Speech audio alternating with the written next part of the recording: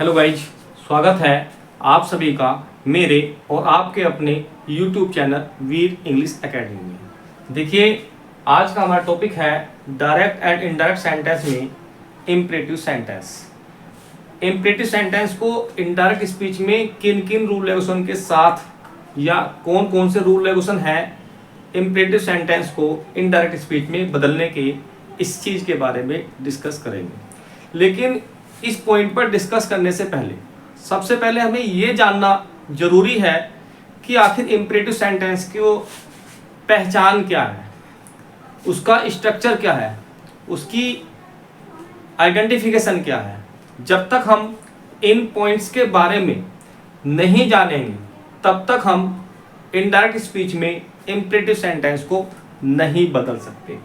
देखिए, यहाँ पर कुछ इम्परेटिव सेंटेंस लिखे हुए हैं। इनको पढ़कर समझकर हम पहचान कर सकते हैं कि आखिर इम्परेटिव सेंटेंस होता किस तरह का है, क्या स्ट्रक्चर है। तो देखते हैं अपने सेंटेंसेस को। फर्स्ट सेंटेंस है get out from my office, always respect your elders. Next है don't sit here, please help me, walk a side on the road. Next 6 है let us wait for the train. और last है आपका don't let him play there. ये 7 sentence हैं और इन 7 के 7 sentence में डिफरेंट टाइप के सेंस निकले हुए हैं। अर्थात ये जो सेंटेंस हैं ये अलग अलग सेंस जो है वो प्रकट करते हैं, जिनके आधार पर हम कह सकते हैं कि ये सेंटेंस इम्परेटिव है। देखिए, first sentence gate out from my office, यहां पर किसी को ऑर्डर किया गया है, अर्थात इस सेंटेंस से जो शो हो रहा है वो सेंस है ऑर्डर का। सेकंड सेंटेंस है ऑलवेज रेस्पेक्ट योर एल्डर्स, इस सेंटेंस में जो सेंस निकल के आ रहा है वो है एडवाइज का। थर्ड है डोंट सिट हियर, यहां पर मत बैठो, ये किसी काम को करने से मना किया गया है। और जिन सेंटेंसेज में किसी काम को करने से मना किया जाता है वे सेंटेंस हमारे प्रोविजन शो करते हैं, अर्थात जो सेंस निकल के आता है वो प्रोविजन का आता है, अर्थात मना करना। और मना हम 2 टाइप से कर सकते हैं, ऑर्डर के द्वारा भी मना कर सकते हैं और एडवाइज के द्वारा भी मना किया जाता है। तो इस सेंटेंस में ऑर्डर भी हो सकता है और आपका एडवाइज भी हो सकती है। नेक्स्ट है प्लीज हेल्प मी, इस सेंटेंस में रिक्वेस्ट का सेंस है। और मैं आपको बता दूं जितने भी रिक्वेस्ट के सेंटेंसेज होते हैं वे सभी सेंटेंस प्लीज, काइंडली, सर या मैडम से स्टार्ट होते हैं। ये वर्ड या तो सेंटेंस के बिल्कुल शुरुआत में होंगे या कोमा लगा करके लास्ट में लिखे हुए होंगे। तो जिन सेंटेंस में प्लीज, काइंडली, सर या मैडम लिखा होता है वे सेंटेंस रिक्वेस्ट शो करते हैं।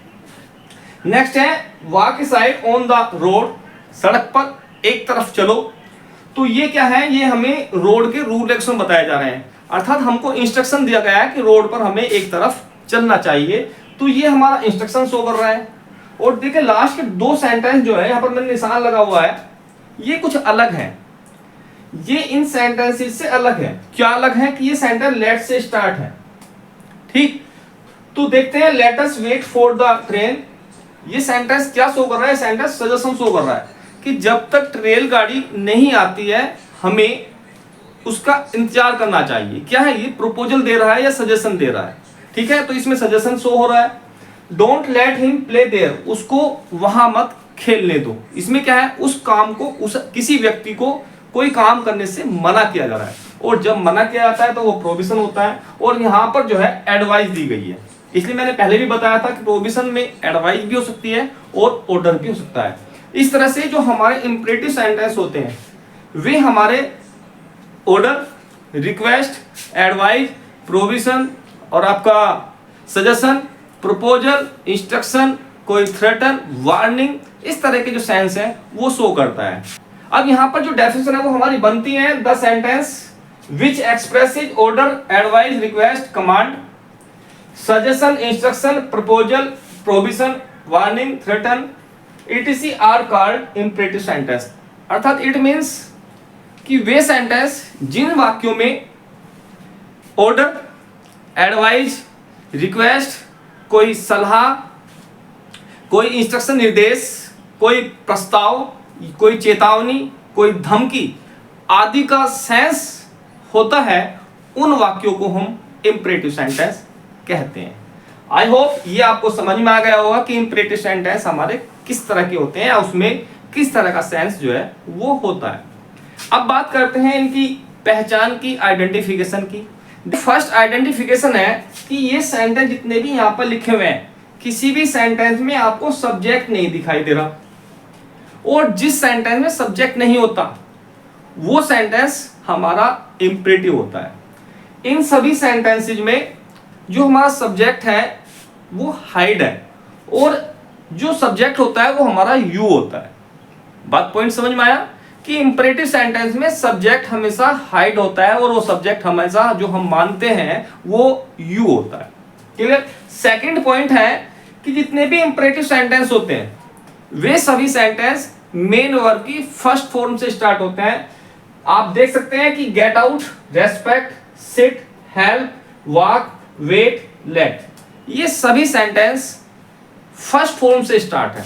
अर्थात जितने भी इंपरेटिव सेंटेंस होते हैं वे मेन वर्ब की फर्स्ट फॉर्म से स्टार्ट होते हैं।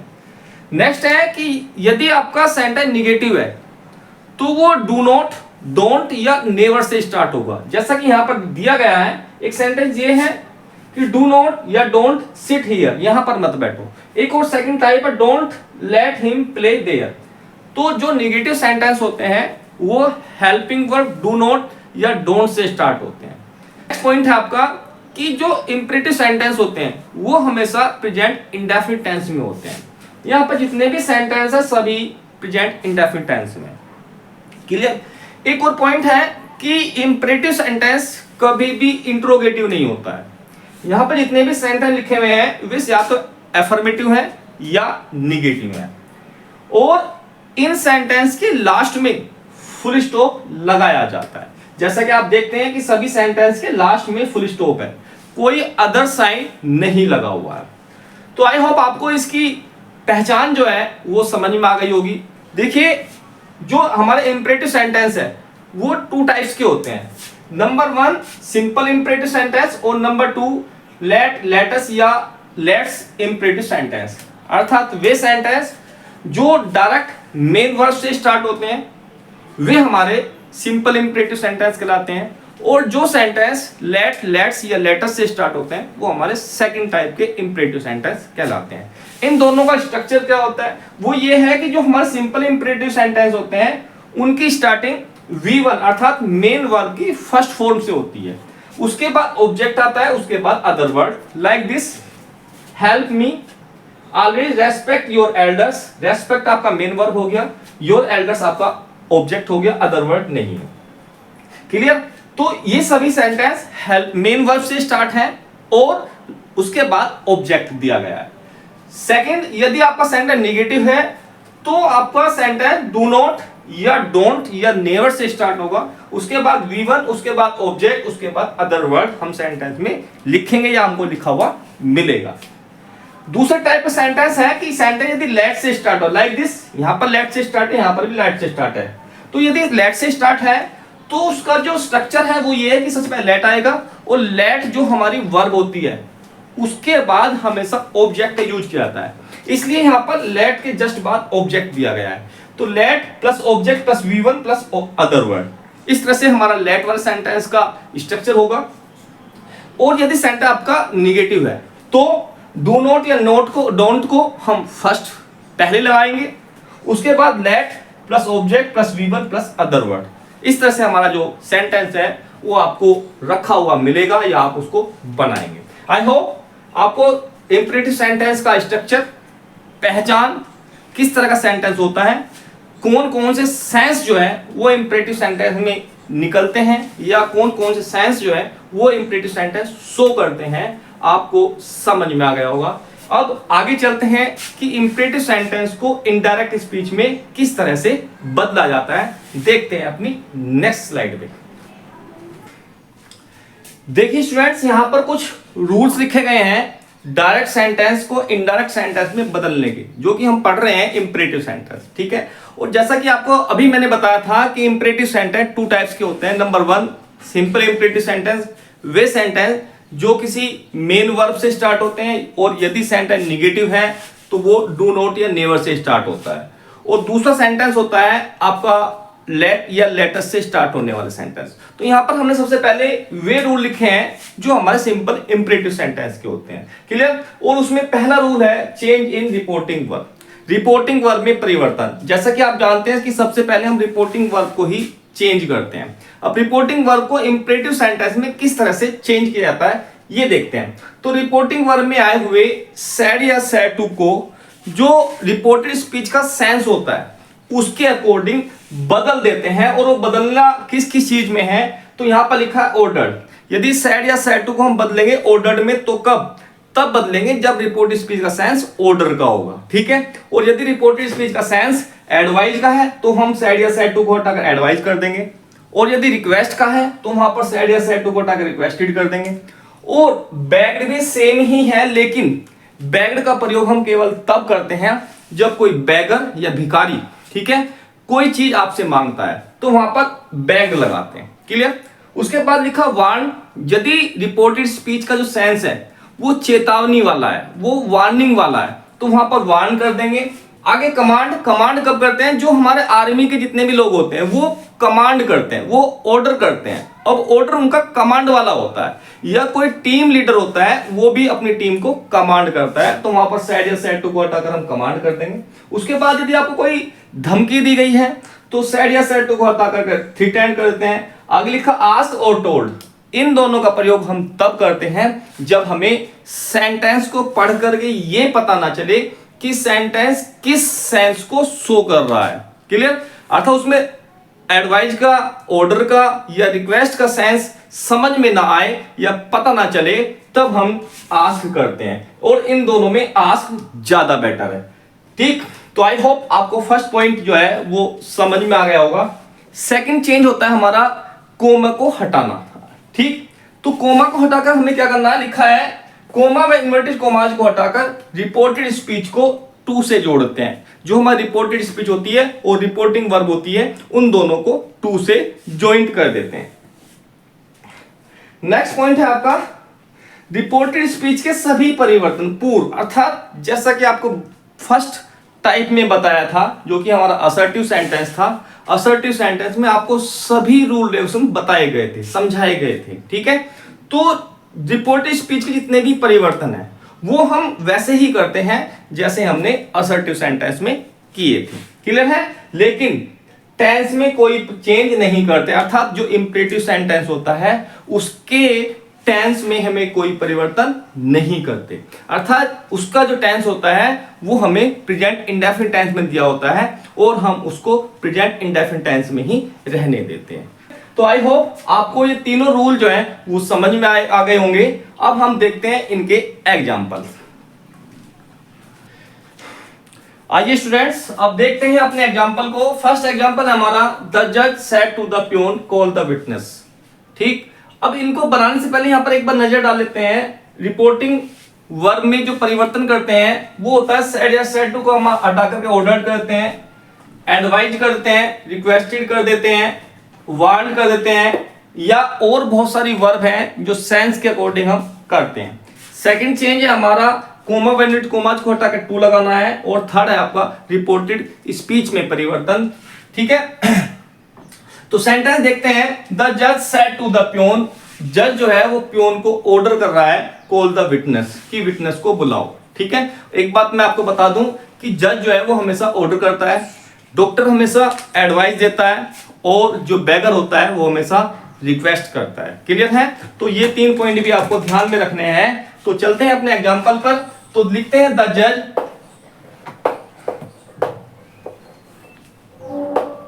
सेड टू को हटाकर ऑर्डर्ड द प्यून।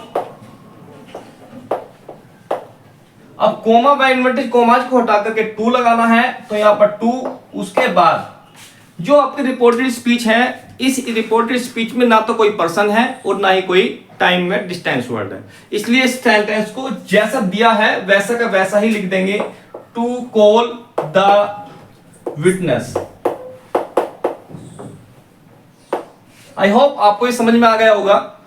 सेकंड है the teacher said to the students read at least 8 hour a day. Teacher जो है स्टूडेंट से कह रहा है कि एक दिन में कम से कम 8 घंटे पढ़ना चाहिए। तो क्या है इसमें एडवाइस दे रहा है टीचर, तो बनाते हैं सेड टू को चेंज करना है the teacher advise the students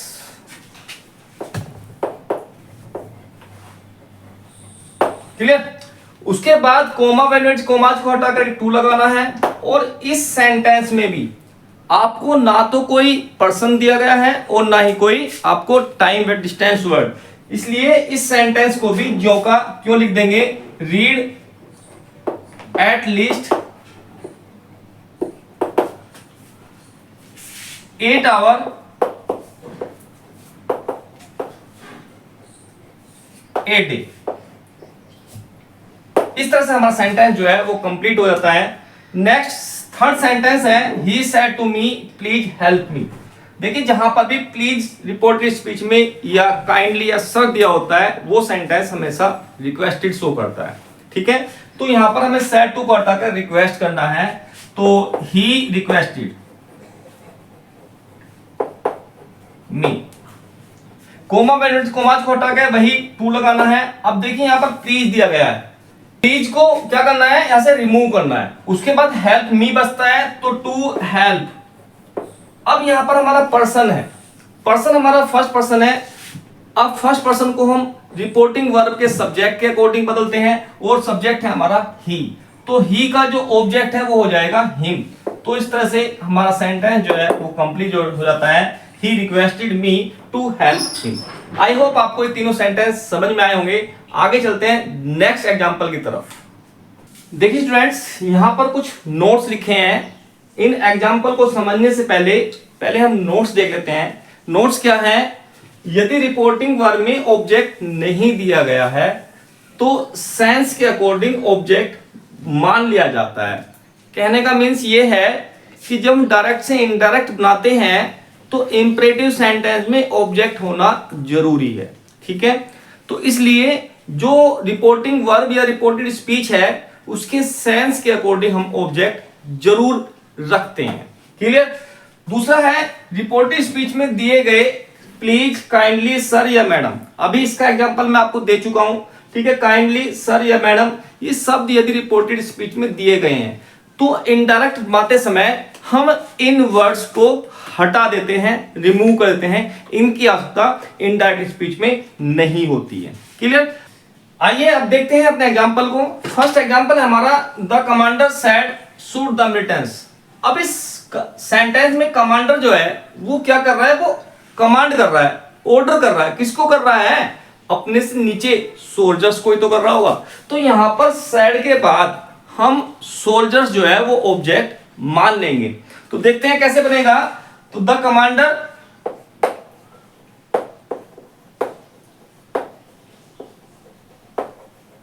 commanded,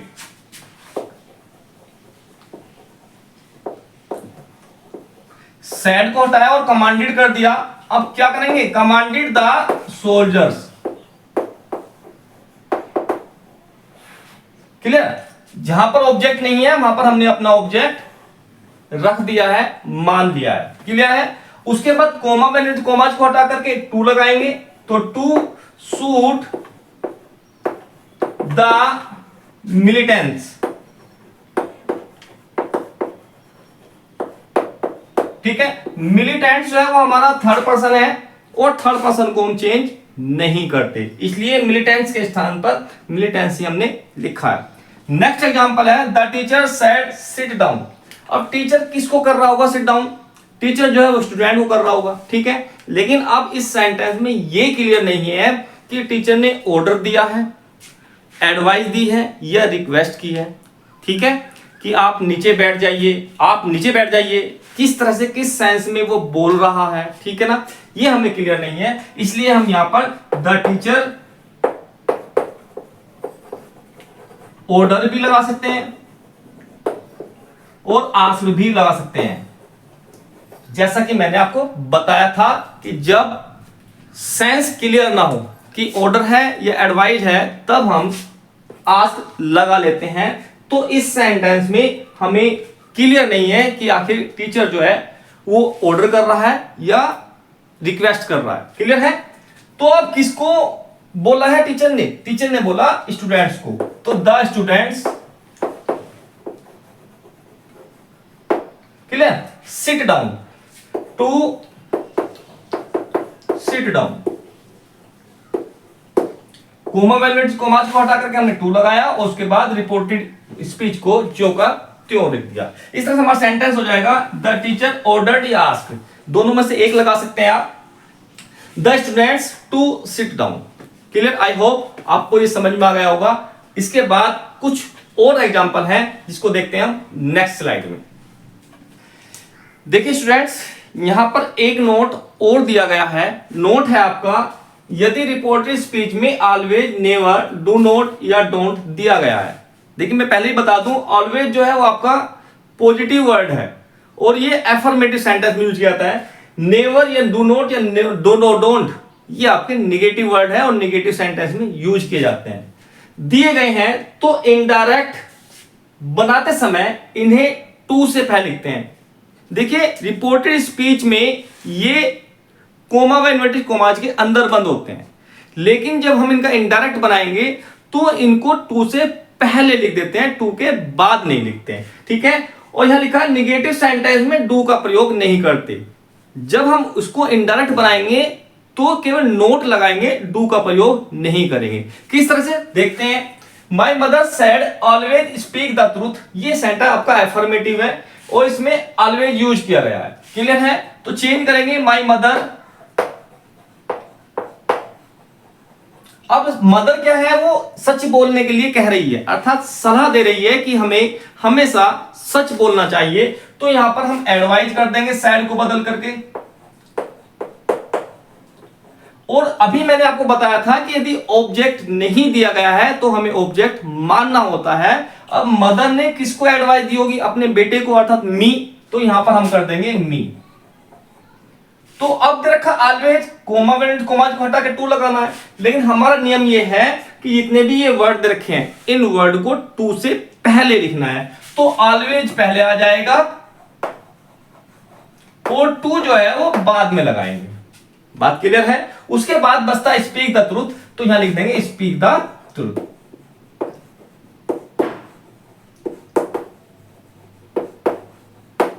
I hope आपको ये समझ में आ गया होगा। नेक्स्ट एग्जांपल है the Sant said never tell a लाई। संत ने कहा कि कभी झूठ मत बोलो। तो संत क्या है, वो भी एडवाइस दे रहा है। ठीक है ना? सेंटेंस आपका निगेटिव है, तो क्या करेंगे? The Sant said. अब सेड को बदलना है, क्या करना है? एडवाइज। किसको एडवाइस दे रहा होगा? द पीपल, लोगों को सलाह देता है। तो द पीपल, उसके बाद टू लगाना है, लेकिन टू से पहले नेवर दे रखा है, तो पहले टू नेवर लगाएंगे, उसके बाद हम टू का प्रयोग करेंगे। क्लियर है? Tell a lie, tell a लाई को ज्यों का त्यों लिख देंगे। आई होप ये सेंटेंस भी आपको समझ में आ गया होगा। नेक्स्ट है आपका the teacher said do not watch in others copy. Exam चल रहे हैं और टीचर जो है किसी स्टूडेंट को देखकर कहता है कि दूसरे की कॉपी से नकल मत करो। तो क्या कर रहा है उसको? वो ऑर्डर कर रहा है। तो यहां पर हम ऑर्डर कर देंगे द टीचर ऑर्डर्ड, या एडवाइस भी हो सकता है। ठीक है ना? ऑर्डर्ड किसको? The student. क्लियर? अब यहां पर डू नोट आया हुआ है, नोट को लिखना है, डू को नहीं लिखना है। क्लियर है? तो नोट टू, अर्थात निगेटिव सेंटेंस जितने भी होते हैं नोट को पहले लगाते हैं या नेवर को पहले लगाते हैं और टू को बाद में लगाते हैं। तो note to watch in others copy.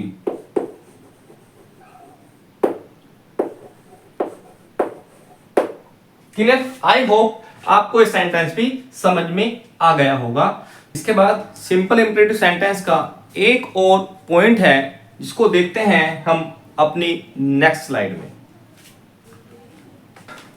देखिए गाइस, ये सिंपल इंपरेटिव सेंटेंस का एक बहुत ही इंपॉर्टेंट पॉइंट है जो कि एग्जाम में अक्सर पूछा जाता है। तो आइए देखते हैं इस पॉइंट को भी। तो ये लिखा है यदि वाक्य निगेटिव है, आपसे पहले भी हमने पढ़ा था निगेटिव सेंटेंस, लेकिन इसमें कुछ अलग बताया गया है कि यदि वाक्य निगेटिव है और डू नॉट या डोंट से शुरू हुआ है। पता है हमें कि डू नॉट, नोट या नेवर से ही स्टार्ट होता है, लेकिन यहां पर कुछ खास है, शुरू हुआ है तो उसे बिना नोट के, अर्थात नोट हमें नहीं लगाना है, बिना नोट के भी हम उसे बना सकते हैं। कैसे? सैड या सैड टू को फॉर बैड में बदलकर, अर्थात जहां पर हम एडवाइज ऑर्डर्ड कर रहे थे वहां पर अब हमें एडवाइज या ऑर्डर नहीं करना, बल्कि सैड या सैड टू को फॉर बैड में बदलना है। और फॉर बैड जो है आगे लिखा है कि स्वयं ही एक निगेटिव सेंस देता है, अर्थात जब सेंटेंस में जो वर्ड हमने यूज किया है वो ऑलरेडी निगेटिव सेंस दे रहा है, तो फिर हम दोबारा नोट क्यों लगाएं? ठीक है ना? तो इसलिए हम नोट का प्रयोग फॉर बैड के साथ नहीं करते। देखिए एग्जांपल है, mother said to Parul do not waste your time. Mother ने पारुल से कहा do not waste your time, कि अपना समय बर्बाद मत करो, अपना समय नष्ट मत करो। तो मदर क्या है? मदर जो है पारुल को एडवाइस दे रही है। तो पहले हम सैड या सैड टू को हटाकर या तो ऑर्डर करते थे या एडवाइस करते थे, क्लियर ना? तो लेकिन अब की बात, सैड या सैड टू को हटाकर ना तो एडवाइस करना है और ना ही हमें ऑर्डर करना है। क्या करना है? अब की बार हमें सैड या सैड टू को हटा करके फॉर बैड बटन लगाना है। तो यहां करेंगे मदर फॉर बैड, ये सैड या सैड टू है उसके स्थान पर यहां पर लिखा गया है फॉर बैड, क्लियर? उसके बाद पारुल, कोमा व इन्वर्टेड कोमा को हटाकर पहले की तरह टू लगाना है, तो टू। अब ये जो डू नॉट है इसका यूज हमें नहीं करना है। क्यों? क्योंकि फॉर बैड जो है ऑलरेडी निगेटिव वर्ड है, तो ये छोड़ देना है। आगे जो सेंटेंस लिखा हुआ है वो हमें यूज करना है, वेस्ट। आगे लिखा है योर टाइम, तो योर क्या है? योर है हमारा सेकंड पर्सन। सेकंड पर्सन को हम रिपोर्टिंग वर्ब के पारुल के अकॉर्डिंग चेंज कर देंगे। पारुल के अनुसार यहां पर आ जाएगा हर टाइम, क्लियर? आई होप आपको ये समझ में आ गया होगा। पहला है mother for bad Parul. Mother ने पारुल से कहा, जहां पर हम सैड या सैड टू के स्थान पर एडवाइस या ऑर्डर कर रहे थे, अब हमें क्या लगाना है? फॉर बैड लगाना है। पारुल टू, अब डू नॉट यूज नहीं करना है, टू लगा दिया, कोमा में इन्वर्टेड कोमा हटा करके, उसके बाद वेस्ट योर टाइम का हो गया वेस्ट हर टाइम, क्लियर?